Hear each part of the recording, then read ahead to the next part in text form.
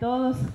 Como yo decía, Franklin me quiere mucho, solo es por eso que habla tan bonito. Nos llevamos muchos años, así que yo muy agradecida de que nos puedan recibir ahora y sobre todo con un honor enorme estar pisando aquí las aulas de la universidad, que fue retomada y conquistada por la lucha de la liberación, y darle ese abrazo fraterno a la hermana de uno de nuestros comandantes como ha sido Torrijos.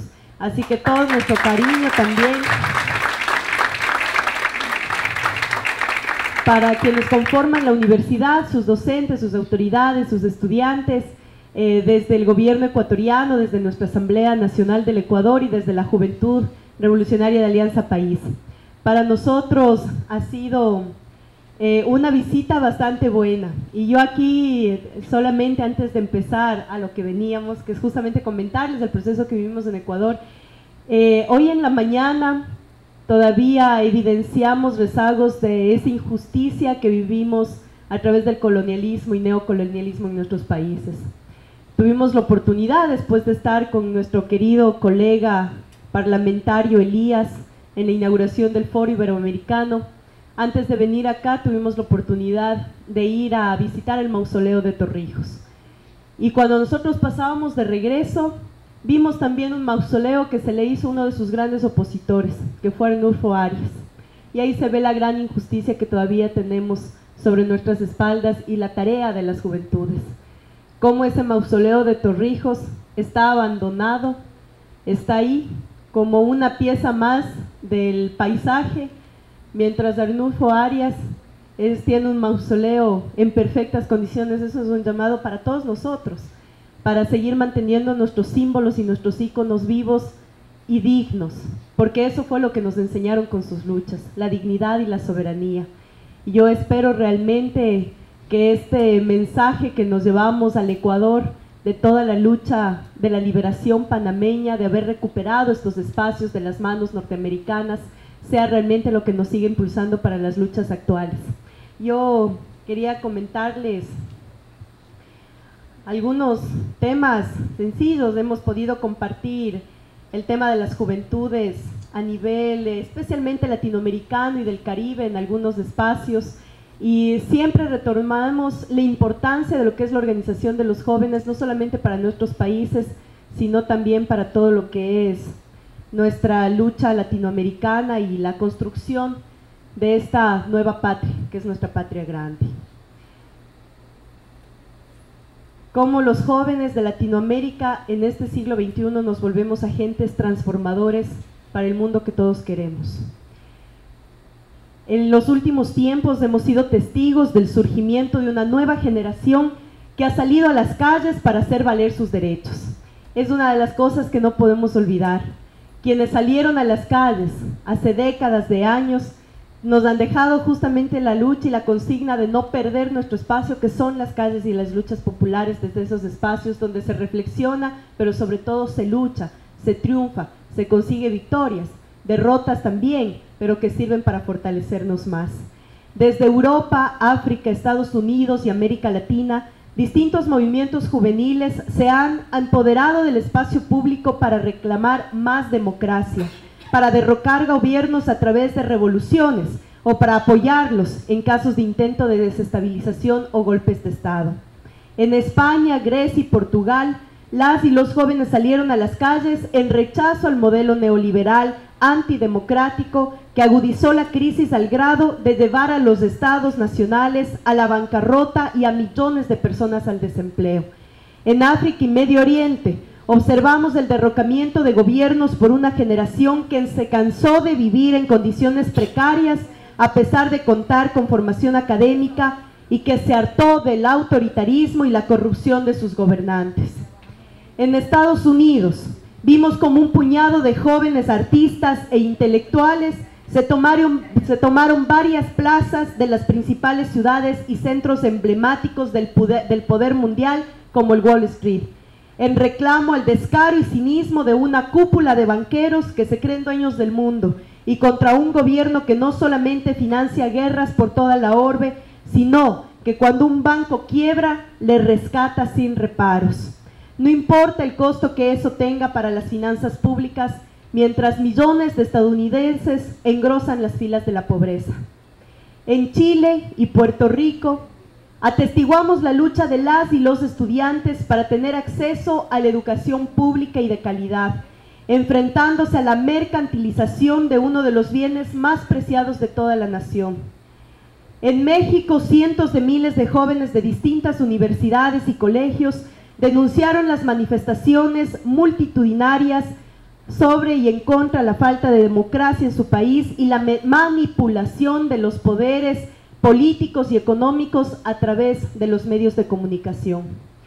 Por otro lado, Ecuador y Argentina hemos visto la defensa de nuestros gobiernos democráticamente electos, resistiendo un intento de golpe de Estado en el 2010, en el primer caso, y confrontando al poder mediático y sus intentos de desestabilización en el 2012, el segundo intento de golpe de Estado. En todos estos procesos, la participación de los distintos sectores de la sociedad ha sido fundamental. La clase obrera, los campesinos, como ahora en Colombia, los profesores, las amas de casa, los profesionistas, los movimientos indígenas, los sindicatos y de vez en cuando los partidos políticos han puesto lo suyo para trastocar ese status quo. Pero hemos sido las y los jóvenes quienes hemos cuestionado de manera más enérgica el actual sistema. A este fenómeno algunos sociólogos y politólogos lo han llamado el retorno de la juventud y lo han explicado desde enfoques estructurales que tienen que ver con las condiciones materiales de los sujetos, es decir, se explican la repolitización de los sectores juveniles a la falta de empleo, de ingresos, de seguridad social, a la incapacidad de emanciparse de sus padres, etc. Esta explicación es válida hasta cierto punto, porque alumbra las causas objetivas, pero oscurece las subjetivas. Como sabemos, en cualquier fenómeno social, ambos factores forman parte de esta ecuación. No podemos explicar de manera completa la realidad cuando falta uno de estos aspectos. Lo objetivo y lo subjetivo van de la mano del desarrollo del ser humano. Si bien esta generación hemos inaugurado por estas causas materiales la segunda revolución juvenil, porque la primera fue la de 1968, también hemos sido los que más nos hemos resistido, porque rechazamos un sistema que nos impide soñar y nos impide mirar hacia el futuro. El neoliberalismo nos niega derechos elementales como la educación, el empleo, la recreación, pero sobre todo nos niega el derecho a la subjetividad y a la esperanza. Con su narrativa totalitaria, el neoliberalismo intentó decirnos que la historia se había terminado, cuando a ninguno de nosotros nos preguntaron si estábamos de acuerdo o no con que el libre mercado y la democracia procedimental fueran los últimos y definitivos modelos de organización de la sociedad. Intentó condenarnos a ser autómatas dedicados únicamente al trabajo alienado, al consumismo nihilista y al entrenamiento banal, negando nuestras raíces culturales, nuestros sentimientos y proyectos como sujetos independientes. En resumen, intentó deshumanizarnos. Por eso el rechazo ha sido tan fuerte, tan radical a veces, porque no nos pueden quitar nuestra manera de ser en el mundo, nuestra naturaleza contestataria, no nos pueden arrebatar nuestros anhelos y nuestros deseos. Por eso es que debemos reencantar al mundo. Walter Benjamin, uno de los filósofos más grandes del siglo XX, aseguraba que la clave para transformar el mundo era reencantarlo, es decir, era volver a percibir como un mundo mágico, lleno de posibilidades, abierto al futuro y sobre todo a las rupturas. Sobre esta premisa fundó toda su filosofía de la historia, entendiéndola como un tiempo susceptible a ser dislocado por los seres humanos y no como un destino fatal predicado por el liberalismo hegeliano. Sobre esta premisa, también la generación del 68, los situacionistas y otros movimientos revolucionarios en Europa y América Latina fundaron su acción. Creyeron que la realidad en la que vivía podía ser transformada y lucharon por ello. La revolución cubana, el guevarismo, el socialismo de Allende, la teología de la liberación, el sandinismo, el neozapatismo, los movimientos y frentes de liberación nacional que surgieron en la segunda mitad del siglo XX por toda la región, fueron experiencias que se basaron en esta visión contestataria que el capitalismo y el imperialismo han intentado enterrar. Para la lógica del capital, de los gobiernos autoritarios, de las transnacionales depredadoras que tanto daño han hecho a nuestros países y nuestros pueblos, el mejor mundo posible es aquel donde cada uno de nosotros renunciamos sin más a la opción de pelear por realidades más justas, por naciones más igualitarias. Los poderosos de este mundo sueñan con eso. Esas son sus utopías, o mejor dicho, sus distopías. Todos los días, a todas horas, ensayan nuevos métodos de dominación y de espionaje. La tarea de las juventudes latinoamericanas, más allá de sus orientaciones ideológicas, es rechazar este tipo de prácticas, inaceptables en pleno siglo XXI. Es contrarrestar estas tendencias proponiendo alternativas de convivencia, de sociabilidad y de civilización. Tenemos no solamente que salir a las calles en protesta, tenemos también que reencantar a este mundo del que nos hablaba Benjamin. Y es a partir de esas condiciones subjetivas que podemos explicarnos también el regreso de las juventudes al escenario político. En Ecuador estamos construyendo una sociedad alternativa. En este sentido, el Ecuador ha puesto el tema de la construcción de una sociedad que va a la construcción del socialismo en el siglo XXI como un asunto prioritario. Desde la Revolución Ciudadana, desde que este gran proyecto llegó, encabezado por Rafael Correa en el 2007, hemos ensayado un nuevo modelo de sociedad a contracorriente de las tendencias dominantes. A lo largo de estos años hemos revolucionado la vida pública de nuestro país.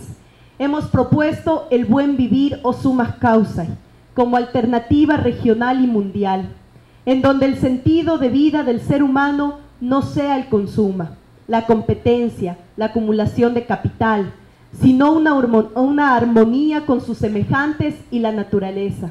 Para nosotros nuestro buen vivir se resume en eso, el desarrollo equilibrado del ser humano con la naturaleza, donde las necesidades materiales estén cubiertas, pero exista la posibilidad también para todas y todos de tener acceso a la cultura, al arte y a las nuevas formas de pensamiento. Estamos peleando todos los días por lograr seres humanos integrales, que se sientan orgullosos de sus raíces y a la vez aporten a la sociedad con todos nuestros conocimientos y bagajes ancestrales que poseemos como pueblos originarios. Estamos negando la lógica del neoliberalismo que dice que el capital está por encima de los seres humanos. Hemos otorgado derechos sociales inéditos a la población ecuatoriana. Somos, junto a Bolivia, uno de los primeros estados de la región reconocidos en su constitución como plurinacionales y le otorgamos como único país a nivel mundial en la constitución del 2008, que fue la constitución de Montecristi, derechos a la naturaleza. Muchos nos han creído locos por hacer eso, pero nosotros creemos que las nuevas utopías se construyen en este equilibrio armónico. Tenemos algunas experiencias interesantes, innovadoras, que nos gusta compartirlas a donde vamos, siempre llevando este mensaje de transformación, porque creemos que en este reencantamiento del mundo y la búsqueda de nuevos modelos debemos conocernos los unos a los otros, intercambiar experiencias, enriquecernos mutuamente como humanidad.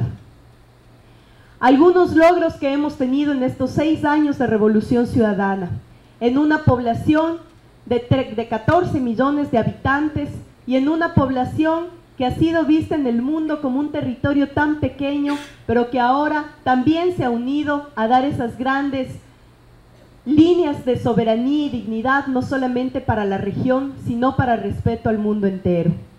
En estos últimos años, Ecuador económicamente creció en promedio más que toda América Latina, con un 4.3% a comparación del 3.5% de toda la región. En plena crisis internacional, nuestro Producto Interno Bruto alcanzó un crecimiento del 8% y se incrementó como nunca antes el gasto público en un 2.6% del promedio anual. En su última visita a Europa, le preguntaron a Rafael Correa que cuál era el secreto para tener estos resultados. La respuesta de nuestro presidente y compañero Rafael Correa fue contundente.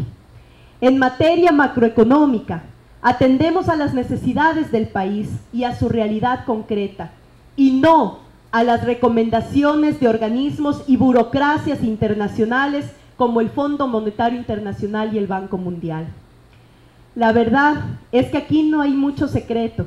De lo que se trata es de privilegiar siempre el interés nacional y la soberanía de los pueblos ante cualquier intento de intromisión externa. Eso también hicimos en el 2008, cuando decidimos expulsar de nuestro territorio una base norteamericana de Manta. Fue el primer paso que dio la Revolución Ciudadana para marcar territorio soberano. En plena época multipolar teníamos un mecanismo de dominación tan descarado como esa base militar en uno de los puntos geoestratégicos para nuestro país como el puerto de Manta. Eso era intolerable y decidimos soberanamente expulsarles y prohibir en la Constitución cualquier base militar extranjera en territorio ecuatoriano. Renegociamos la deuda externa, logrando recuperar 8.000 millones de dólares para inversión en infraestructura. En el 2006, el servicio de la deuda representaba el 24% del presupuesto del Estado. En el 2012, apenas el 4%. También renegociamos los contratos petroleros con las transnacionales, que se llevaba el 80% de las ganancias netas y dejaba en el Estado ecuatoriano el 20%. Pero no es que el 20% lo dejaba para el desarrollo del país. Aparte, las transnacionales petroleras, de llevarse el 80% de las ganancias líquidas, de las ganancias netas, en los contratos determinaban que ese 20% que se quedaba en Ecuador era para el pago de una deuda ilegítima externa que tenía el gobierno ecuatoriano. También renegociamos, hemos recuperado cerca de 2.500 millones de dólares con los que se han construido nuestras escuelas del milenio en todo el territorio. Las escuelas del milenio están siendo construidas especialmente en territorios rurales, donde las poblaciones y pueblos y nacionalidades jamás tuvieron acceso a una educación de calidad. Son escuelas con toda la tecnología, los mejores servicios y los mejores docentes al servicio también de la educación de la gente del sector rural y de quienes siempre fueron discriminados por el sistema neoliberal en cuanto al derecho de educación se trataba. Además, hemos construido cientos de hospitales de primer nivel en donde antes tampoco existía sistemas de salud. Hemos dado pasos agigantados en la abolición de trabajo infantil. Durante el gobierno de la Revolución Ciudadana, 450.000 niños y adolescentes, mayoritariamente indígenas, han dejado de trabajar para comenzar a estudiar. En estos años también duplicamos la matrícula de indígenas y afroecuatorianos en las universidades. Antes eran sectores discriminados, hoy son parte esencial de la vida nacional, de la parte académica, de investigación, de ciencia y tecnología de nuestro país. Hemos multiplicado 8 veces la inversión de educación en investigación. Mientras en el 2006 se invertían 90 millones, hoy invertimos casi 800 millones de dólares. Tenemos cerca de 8.000 ecuatorianas y ecuatorianos estudiando en calidad de becados en las 50 mejores universidades del mundo, con lo que hemos multiplicado 9 veces el número de becas que dieron los últimos gobiernos de los 30 años de nuestro país. Creemos firmemente en la gratuidad de la educación, en la universalización de la educación superior, y eso está consignado en nuestra Constitución de Montecristi. Ahora mismo tenemos la tarea de la construcción de 4 nuevas universidades estatales en el territorio ecuatoriano, dedicadas justamente al trabajo de ciencia, tecnología, estudios de la vida para el cambio de matriz productiva que nos hemos planteado como Ecuador. Pero además estamos impulsando por primera vez en el Ecuador la Universidad de las Artes, como parte complementaria y absoluta de la revolución en cuanto a revolución cultural se refiere. Por otro lado, y esto siempre nos enorgullece decirlo, las personas con capacidades diferentes también han recuperado la dignidad que les fue arrebatada. A través de la Vicepresidencia de la República, que estuvo a cargo de nuestro ex compañero vicepresidente Lenin Moreno y la misión Manuel Espejo, se logró atender a 130,000 personas con discapacidad, brindándoles apoyos técnicos, financiamientos e incorporándoles al trabajo y a los estudios. Actualmente, la vicepresidencia encabeza con nuestro actual compañero vicepresidente que asumió las funciones en mayo de este año.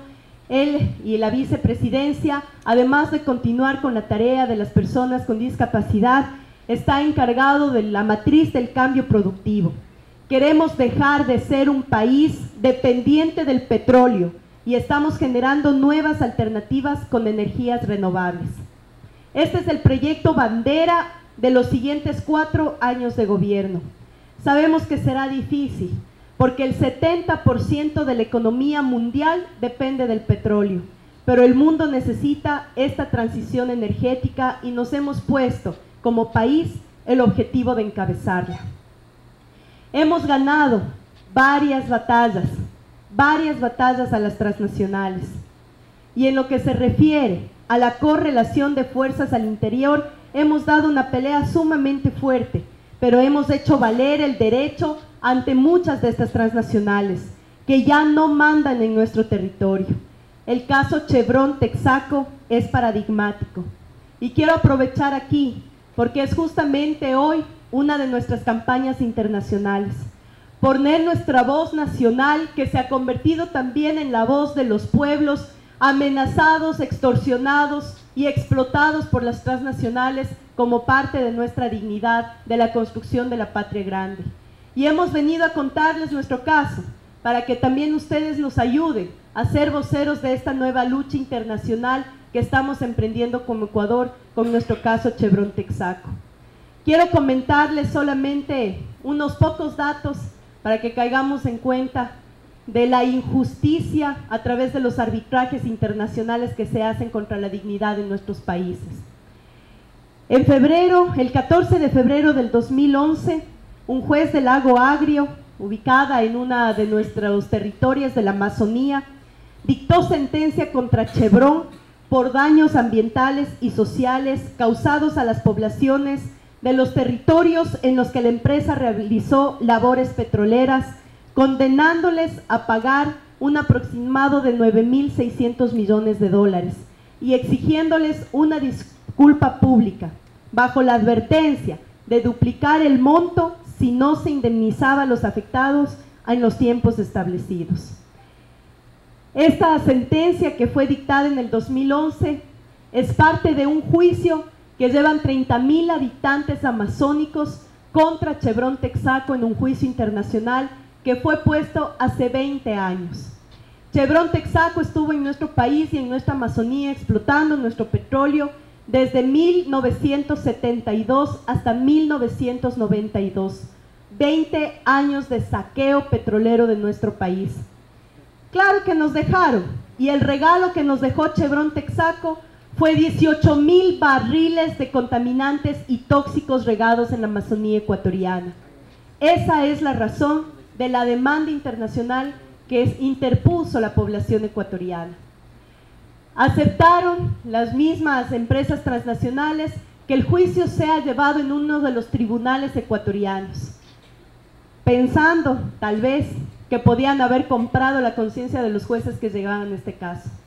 Cuando el juez dictaminó sentencia en contra de Chevron Texaco, a los 2 días de haber emitido esta sentencia, Chevron Texaco interpuso una demanda internacional ante la Haya para que se le revierta este juicio nacional, y ellos pusieron una demanda contra el Estado ecuatoriano.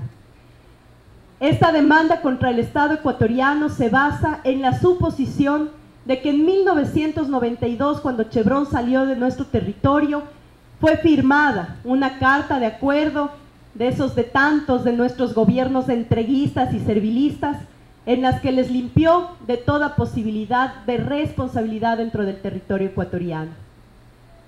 20 años después, seguimos en la lucha y no estamos dispuestos a acatar una previa resolución que ha adoptado la Haya, de decir que es el Estado ecuatoriano quien tiene que pagar los daños ambientales causados por Chevron Texaco por un monto de 19.000 millones de dólares a favor de Chevron Texaco. Por supuesto, eso es parte ahora de nuestra lucha actual a nivel internacional y que abocamos también para que de estos espacios de la universidad podamos también debatir y reflexionar sobre la tarea que han cumplido los arbitrajes internacionales a través de los últimos años. Solo por ponerles un dato, en 1995 los arbitrajes internacionales llegaban a 58 arbitrajes. Estos arbitrajes han sido tan servilistas hacia las transnacionales y empresas privadas que el año anterior cerraron anualmente un monto de 480 juicios internacionales llevados desde transnacionales y empresas privadas contra nuestros estados, en los que estamos involucrados todos. Ahora nuestra lucha coyuntural es Chevron Texaco, pero hay pueblos que están luchando también contra grandes empresas del tabaco como Philip Morrison por haberlo sacado del mercado, Bolivia, por ejemplo, van a haber sacado a la Coca-Cola del territorio boliviano. Son realmente luchas que necesitamos que se sigan replicando, multiplicando nuestras voces de rechazo contra los injustos arbitrajes internacionales que se hacen especialmente en organismos como la Haya.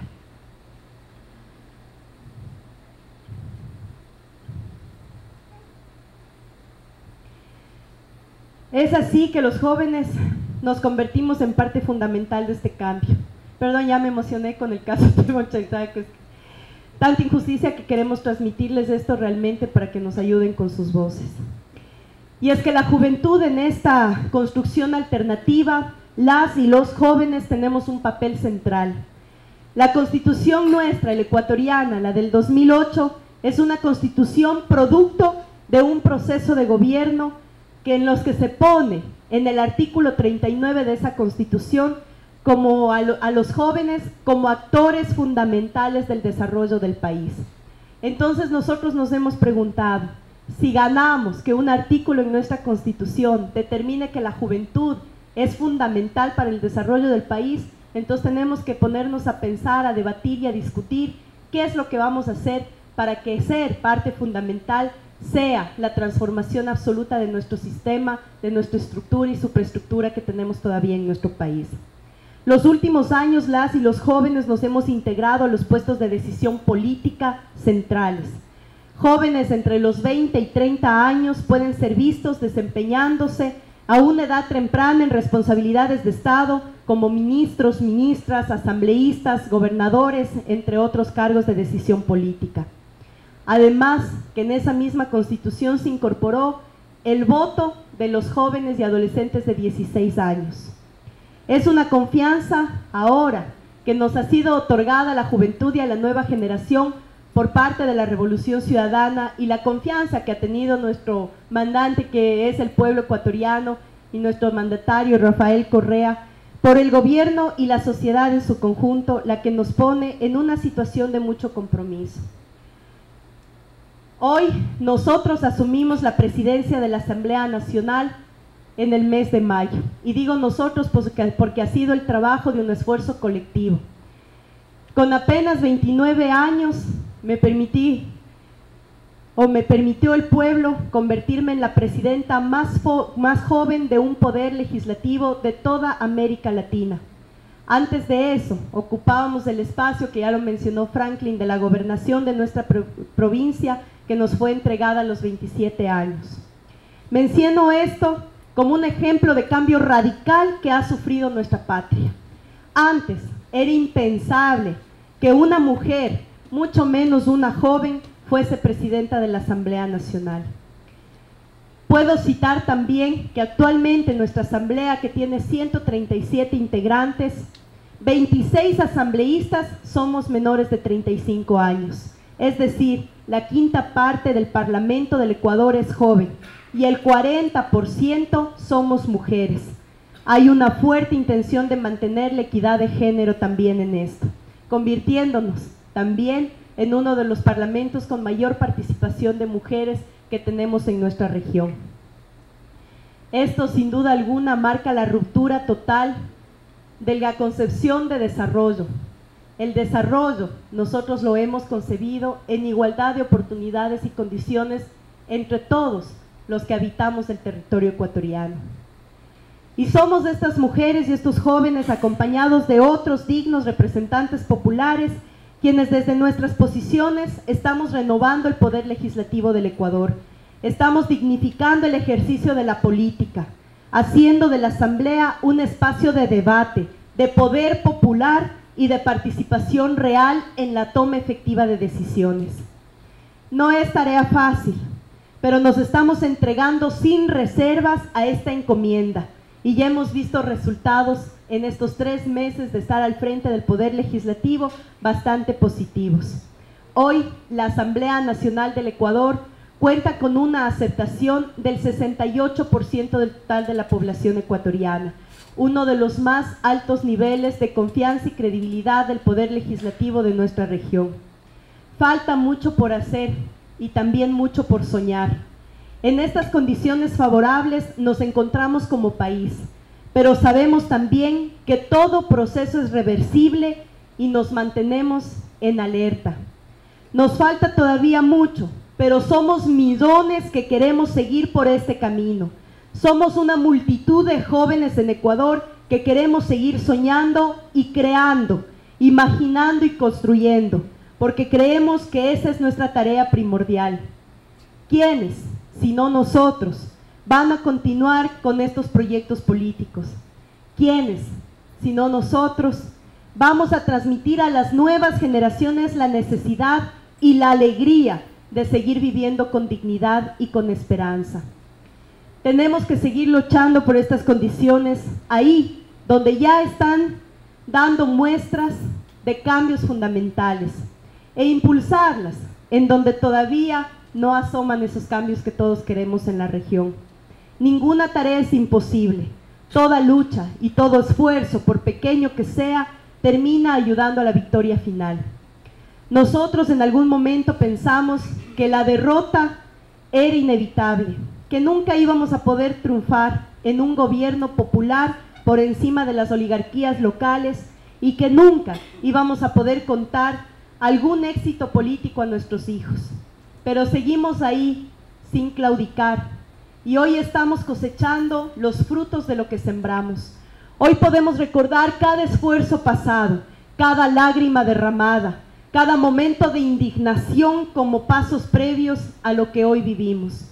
Tenemos que seguir creyendo en nuestras capacidades de rebeldía de nuestros pueblos a pesar de los reveses. Nuestra historia como latinoamericanos y caribeños nos ha dado muchas lecciones que no podemos desaprovechar. Si hemos de seguir construyendo utopías, estas tienen que estar acompañadas de un fuerte sentido histórico. Es nuestra tarea estudiar profundamente e indagar nuestro pasado, preguntarnos qué pasó antes de que esta preciosa región del mundo empiece a crecer y empiece a desarrollarse como una nueva potencia a mediano y largo plazo. Los nombres de Bolívar, San Martín, Sucre, O'Higgins, los independentistas haitianos, Torrijos, José Martí, de Marriátegui, de los hermanos Castro, de nuestro comandante Chávez y de tantos y tantos otros, tienen que tener un significado latente en nuestras vidas. De esta manera podremos afianzar nuestra identidad como latinoamericanos y resistir a las imposiciones culturales, económicas y políticas que quieren desmovilizarnos y dividirnos. En lo personal, he elegido, como seguramente muchos de los que estamos aquí, a la par de millones de jóvenes de la región y el mundo, creer en el socialismo, creer en que el nuevo desarrollo se lo construye desde el sur, pero no en ese socialismo existente del siglo XX, sino en un socialismo renovado, en el socialismo en el siglo XXI, en un socialismo latinoamericano y caribeño. Esa es la utopía que hemos decidido construir, porque creemos que es totalmente viable y ha demostrado hasta ahora ser efectiva para las grandes mayorías antes discriminadas y vulneradas. Ese es el sueño por el que tantas veces tuve la oportunidad de salir y tomarme las calles, salir y tomarnos las paredes como fuente también de lectura y de conciencia y de construcción de colectivos sociales. Hemos sacrificado un montón de cosas y por el que seguiremos luchando, mi país y esperamos que toda la región. Creemos que ante este nuevo despertar de las juventudes en el siglo XXI es necesario marcar rumbo y decir las cosas sin temores.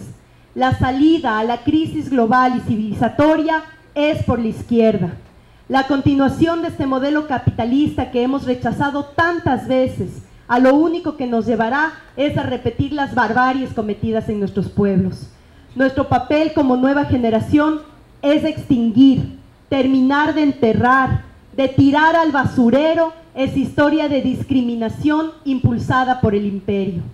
La invitación es a seguir erigiendo nuevas realidades, a poner todas nuestras capacidades al servicio completo de nuestras sociedades, desde el arte, la política, la ciencia, desde cada uno de nuestros campos de acción. La juventud tiene que convertirse en un agente transformador para poder lograr un mundo mejor. Esperamos, queridos jóvenes universitarios, cuerpo docente y autoridades, querido compañero y camarada Elías, el decir que esto es la lucha permanente. Nosotros asumimos, esta generación, la lucha de nuestros antecesores y nuestra tarea fundamental es heredar nuestra lucha actual a nuestras futuras generaciones. Gracias por permitirme compartir este espacio, por poder compartirles un poco de la experiencia que vivimos desde las juventudes latinoamericanas y principalmente desde ese país grande, soberano, digno como es Ecuador de la Revolución Ciudadana. Gracias.